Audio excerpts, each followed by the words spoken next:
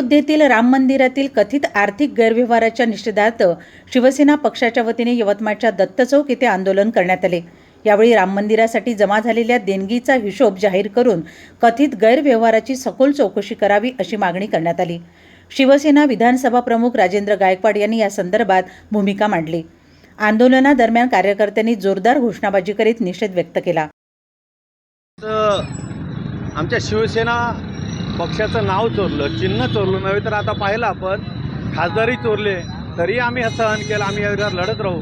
परंतु आज आमच्या आस्थेवर घाला घातला आहे।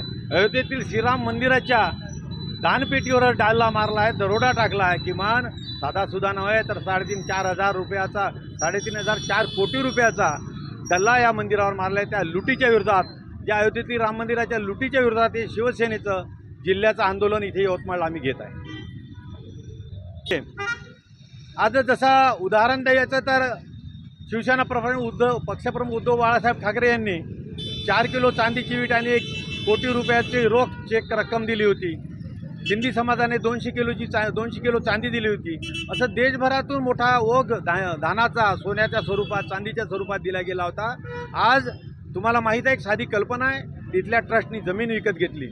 तर आज समजा एकाने खरेदी केली 11 लाख रुपये एकरांनी, 11 लाख रुपयांनी एकाने खरेदी आणि त्या दुसऱ्याकडून मंदिर ट्रस्टनी ती जमीन 98 लाख रुपये एकरांनी विकत घेतली।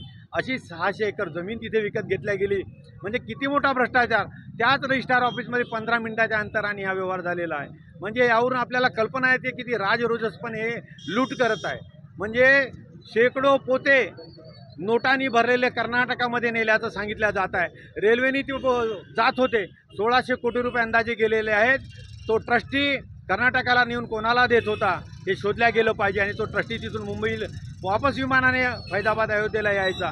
अशा प्रकारचं लुटीचं तंत्र म्हणजे आपल्या आस्थेवर घाला, आपल्या श्रद्धेवर घाला या भारतीय जनता पार्टीने घातलेल्या आहे, तेथील सरकारने घातल्या आहे। तेथील ट्रस्टी नेमलेले कोणी येतात, या मोदी सरकारने नेमलेले ट्रस्टी आहे। आणि म्हणूनच जोपर्यंत या मंदिरातील लूट वापस केल्या जात नाही तोपर्यंत शिवसेना उद्धव बाळासाहेब ठाकरे पक्ष स्वस्थ बसणार।